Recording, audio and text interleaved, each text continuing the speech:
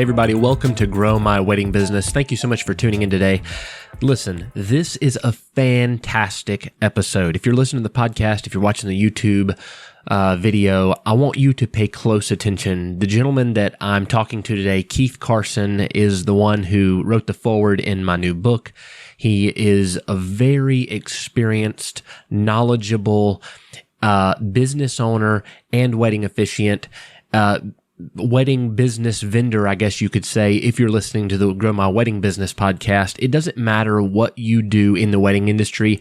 The information he's going to share with you today and our conversation is extremely valuable. And he talks about marketing. He talks about building relationships. He talks about things that I talk about, but it's from his own perspective, and it is fantastic. So I'm not going to waste any more time. Thank you so much for listening today, and I hope you get a lot out of this. Enjoy.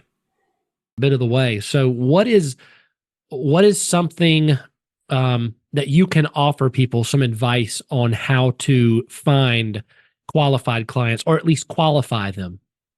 One of the things I insist on, and I really tell couples that it's in their best interest, I insist on some sort of an interview process. Mm-hmm. I'll meet them anywhere, in person. We can meet at my office. We can meet at coffee shop, whatever the case may be, or we can do it via Zoom, or we can do it over the phone. But I want to find out what their expectations are. If they know. Oftentimes they don't know. You get a couple that has never been married before, and they don't know what they're looking for in a wedding officiant or any other wedding vendor. Or it could even be a couple that has been married before, but it'd been so long they forgot all of that.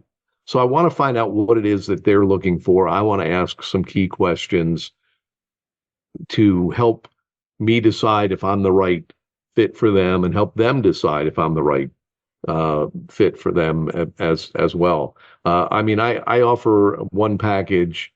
It's just a quick legal only ceremony. Contains 3 elements that the state requires. Do you agree to marry this person? Do you agree to marry this person? Repeat after me vows. I pronounce you, and that's it. And I had more people trying to take advantage of that. I'd show up and there's 35 people there. And they're pulling out the rings and all this other stuff. And I actually had to go on my website and put all kinds of little asterisks and disclaimers. This package does not include, a ring exchange. This package is not eligible for any add-ons and then in the email that I'll eventually send them with the contract, just a reminder, you chose the package that and doesn't include this, this, and this. And it's helped a lot, but that interview really helps as well. And I knock on wood, I've got to say, in all the years I've been doing this, I have never had a bridezilla or a groomzilla. I have worked with some of the most. I probably just jinxed myself, but I've worked with some of the most amazing couples ever.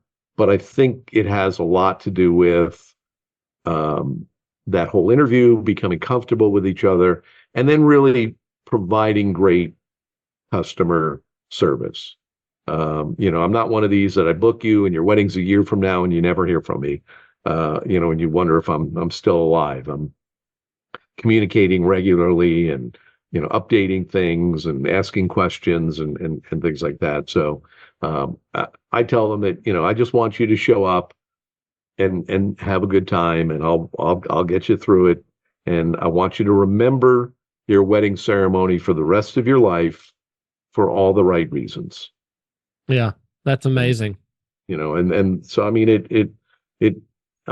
keep, spreadsheets and calendar reminders, and I have layers upon layers to remind me to do things so that people and couples don't fall through the cracks, because that's my biggest fear. I don't know about you, but sometimes I stay awake at night going, God, did I put all the couples' weddings on my calendar? And years ago, I made a mistake. Every Sunday I religiously would look at the calendar on my phone, and I would check, from Sunday through Saturday to see what I've got coming up, make sure I'm all prepared. I've printed scripts, I've, keepsake certificates, everything I need to do. And, but that was a big mistake, because one Sunday morning, I woke up and sitting here and, enjoying, nice breakfast and watching, some show on Sunday morning, and the alarm on my phone goes off to tell me that in 2 hours I have the Smith and Jones wedding. Oh my goodness. I flew out of my chair, raced to the shower, got dressed, printed and ran out the door and made it in time. They thought that, I was just totally prepared because I got there in plenty of, I think I got there with 30 minutes to go, and I normally try to get there within an hour. But I learned because I was checking Sunday through Saturday. So by the time I might check on Sunday, this happened to be an early morning. I want to say it was a 10 a.m. wedding on a Sunday morning at a state park.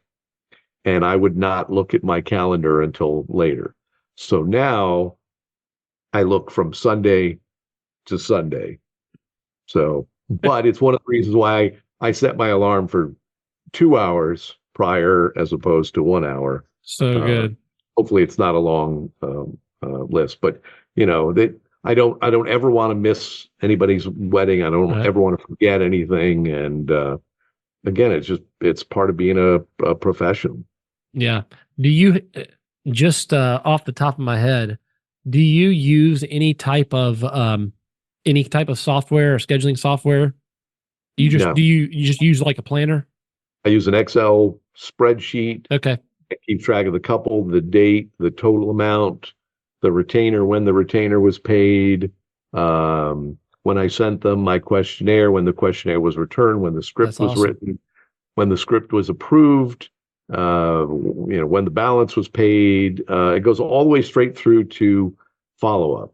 And that follow-up is both an email thanking them with links on how to leave reviews, and then also a handwritten thank you note.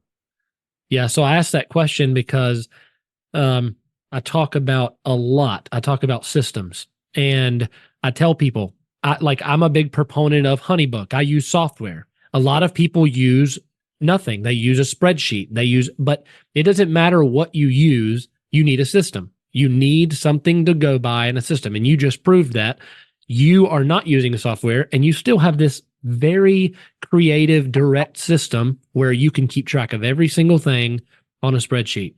Go ahead. Bottom line here is you're right. I mean, you have to use something, but all it has to be is what works for you. Yeah, so exactly. I have the wedding on the calendar, any important dates, rehearsals, whatever it is, meetings on my calendar on my phone, which backs up to the cloud, which syncs with my laptop computer. So again, redundancy.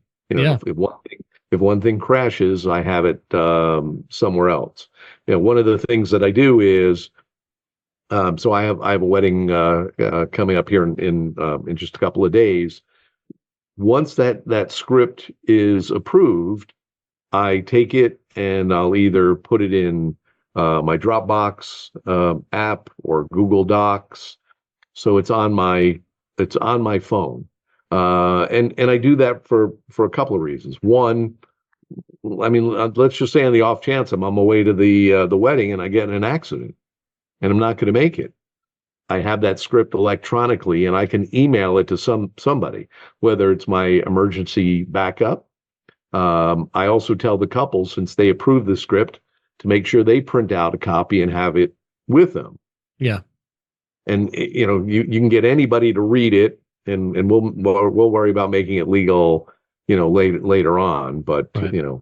But I've got redundancy, so I'm again, expect the best, prepare for the worst. That's such a good piece of advice. I think a lot of people, they'll print it out, they'll have it in a notebook, or they'll have it on their Kindle or iPad. And then if their iPad battery dies or their Kindle battery dies, or they forget their notebook on top of their car and it's gone, you have no script. So worst case scenario, you could read off your phone if you had to. Yeah. And for years I've thought, geez, should I go to a Kindle? Should I use my iPad? But as you just pointed out, it's electronics. Yeah. It can fail. So I would be bringing a printed script regardless, anyway. So I stick to printed scripts because that's what works for me. Yeah, same thing. My main source is off my Kindle. The one that, it doesn't have reflection. I like using it, but then I have a printed copy that I always carry with me. And I have had my Kindle at the last minute go bloop. Nope, I'm not working. And I get my printed copy out and I'm fine. As long as you've got the redundancy, you're good. Yeah. I even bring, I carry a wedding, what I call a wedding day emergency kit. I love this. And I mean, it has, you name it, it's in there. But one of the things that's in there is a book light. Because I've had more than one, but I added this after this one wedding where the weather was just really kind of looking ugly outside. And at the last minute, the venue and the couple said, you know what, let's move it inside. So we moved it inside, and it was so dark where the ceremony was, I could not see the words on the page. I mean, it was that dark.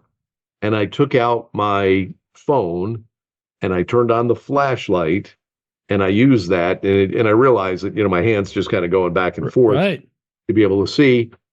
Well, now I carry a very low profile book light. That's so smart. Just in case of anything. And I've used it, I don't know, I probably used it a half a dozen times. One venue in particular where they realized that at their arch, they didn't really have much in the way of lighting. And this venue contact the person from the venue. I don't know why she felt that every ceremony needed to look like the prom. I mean, it was, it was so dark with twinkling lights, and and even the wedding party standing there going, it's kind of dark in here. Why is it so dark? I would use it there, and then I had a word with her, and they put up a little spotlight up there that shined straight down. Gosh. Problem solved. And she used to say that's what the couple wanted. They wanted it that they didn't. So right. But again, things are going to happen that you're not necessarily prepared for. So learn from it and be prepared for it the next time. And my wedding day emergency kit is helped me countless times. Not just things with me, but I mean, I carry wedding rings in, I think, 6 or 7 different sizes. That's awesome. I mean, everything, lint brush, toothbrush, toothpaste, razor, shaving cream, water, Gatorade, sewing kits. I even started carrying a wireless lapel mic because I got tired of DJs putting a stand with a microphone that photographers hate. Yeah. Or having to hold that microphone like this and turn pages. Yep. I'm like, here you go, plug this into your system. Boom, we're good to go. That's a great idea. I mean, that's a really good idea. I have done that before too, because I've had, I hate when they hand me a mic and I'm trying to, I'd like both hands, and I'm expressive anyway. So I think that's a great idea. And I've had great DJs that have said, here's a lapel mic and here's a handheld mic.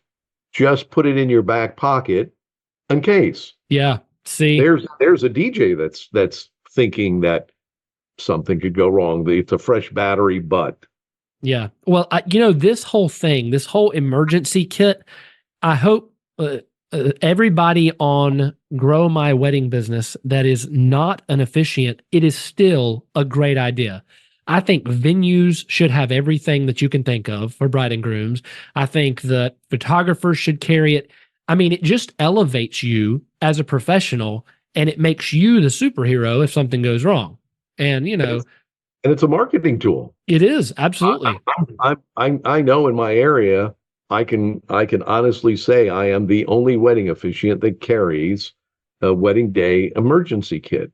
Yeah. When that's one of those things, like I said, when I go to visit that venue and tell them a little bit about things, I have the kit with me.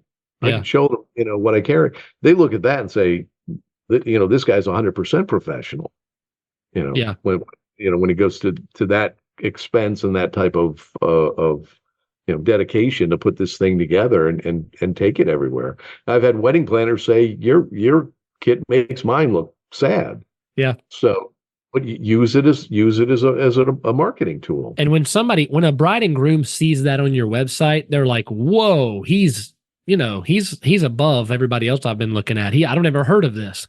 So, Yeah, and I've had it. I've had people, forget the rings. I can't tell you how many best men I've had that have done stupid things. Oh, let me fool around and, drop the ring in the water, or yeah. it slips down between the slats in the dock, or they just drop it in the grass and nobody can find it, because the grass is so thick, and somebody had to come back later with a metal detector. So yeah, I do a lot of beach weddings, and that same thing. If you drop it in the sand and move the sand, it's done. You got to have a metal detector. So, such a good idea.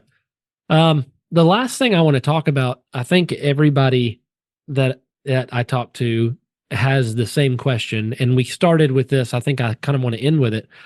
You talked about income, how much income you've made. You said, I've got a nice property. I do this full time. I live in a house. You obviously pay all of your bills from your officiant business income. So it's obvious you're not making $10,000 or $15,000 a year. You're making a full-time income. And people, for some reason, are just like, I don't know how I'm going to break into this.